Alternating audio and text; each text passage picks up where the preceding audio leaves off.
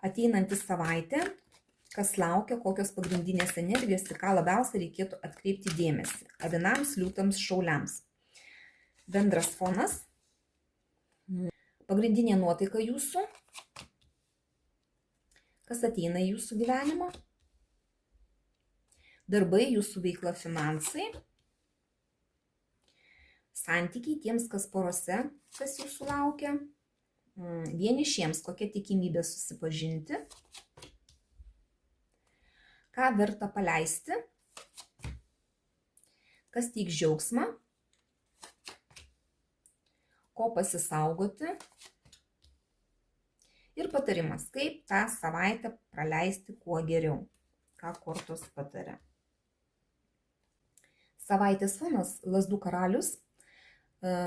Tokia savaitė bus, kai turėsite daug energijos ir norėsite eiti ir daryti kažką tai.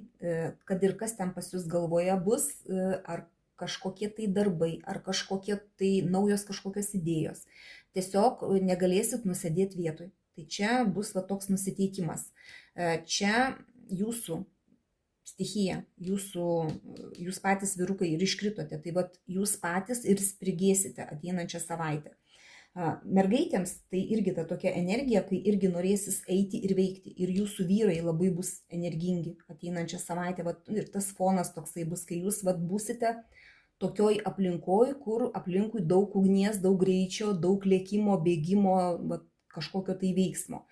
Nors vidinis toks nusiteikimas bus, kad jūs norėsite daryti kažkokį tai pasirinkimą, bet dar galvosite ir dar nesiryšite daryti kažkokio tai žingsnio naujo. Nes čia apsisprendimas, ar dar sėdėti ten, kur sėdite dabar, ar vis dėlto eiti į kažką tai naują. Ir galvosite, vat viduj bus toksai nusiteikimas, kai jūs norėsit padaryti tą pasirinkimą, bet dar galbūt rinksit informaciją, galbūt dar nenorėsite judėti, nors jaučiate, kad reikia jau judėti kažkaip tai, kad ten, kur dabar esate, galbūt ir nėra blogai, bet norisi ir kažko tai naujo. Tai va tas toksai nusiteikimas vidinis bus, kas ateina pas jūs jūsų gyvenimą. Monetų riteris. Ateina naujas tikslas kažkoks, galbūt gausite kažkokį tai naują pasiūlymą ir mažais žingsneliais eisite to savo tikslo įgyvendinimo link. Čia jokio skubėjimo nebus, viskas iš lėto, ramiai, gali tai liesti jūsų finansus, jūsų darbus, jūsų kažkokią tai veiklą. Ta prasme, bet čia tokie tikslai bus, kuriuos jūs įgyvendinsite iš lėto. Ramiai, niekur nelėkdami, nors energijos lėkti ateinančią savaitę bus. Jūsų darbai, jūsų veikla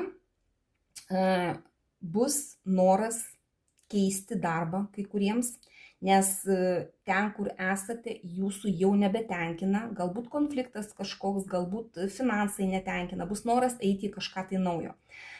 Tiems, kas ieškote darbo, šiaip šiai dienai jūs neturite darbo ir ieškote darbo, tai galimybė rasti darbą, gauti kažkokį pasiūlymą irgi bus, galbūt netgi kitam mieste, kitoj šaly, nes čia kelionė gali būti.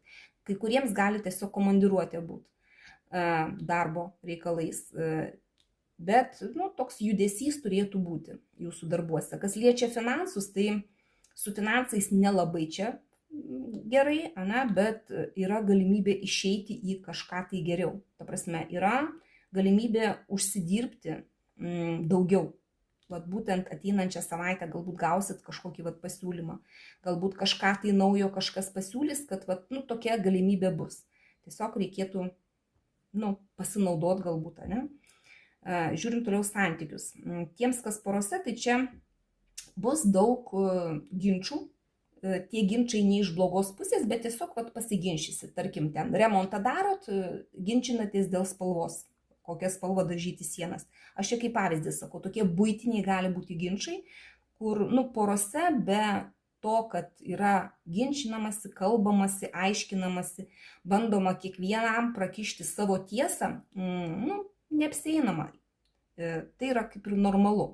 Kai kuriems gali tekti susidurti būtent su konkurencija, kai prie jūsų ten partnerio, tarkim, yra kažkoks tai dėmesys ir jums tas nepatiks. Galit toj vietoj pakonkuruoti.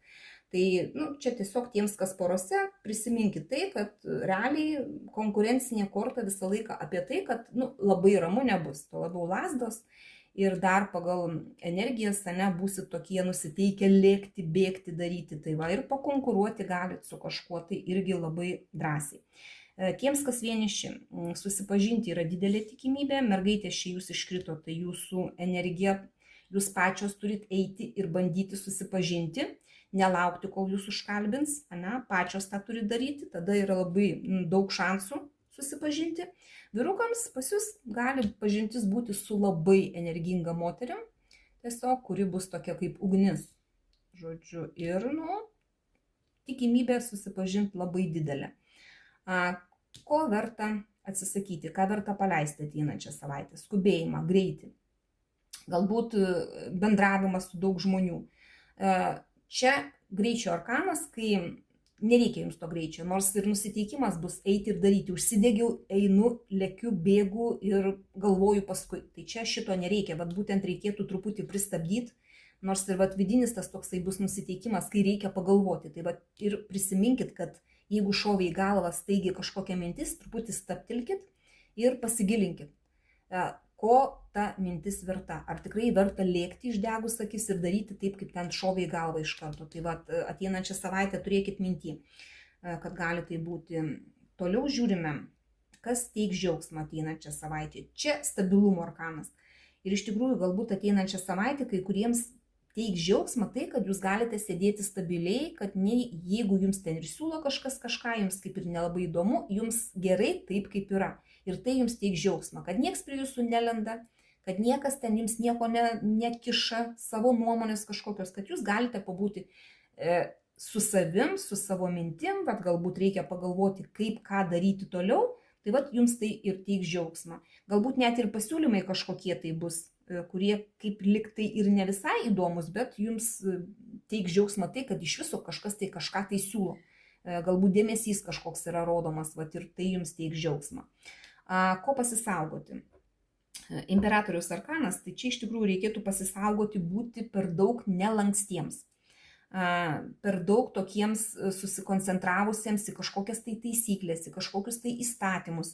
Čia reikėtų truputį to lankstumo daugiau ir nereikėtų reikalauti iš visų, kad visi aplink jūs elgtųsi būtent taip, kaip reikia jums, kad klausytų jūsų, kad jūsų ten žodis būtų paskutinis, nereikia laikyti valdžios savo rankose. Šito reikėtų pasisaugoti ateinančią savaitę taip pat. Gal kai kuriems reikėtų pasisaugoti kažkokio tai žmogaus, kuris turi valdžią. Galbūt kažkas tai susidursite su tuo, tarkime, galbūt jūsų darbo ten kažkokie tai vadovai, galbūt kažkokioj tai aplinkoje, ar ten valdininkai kažkokie.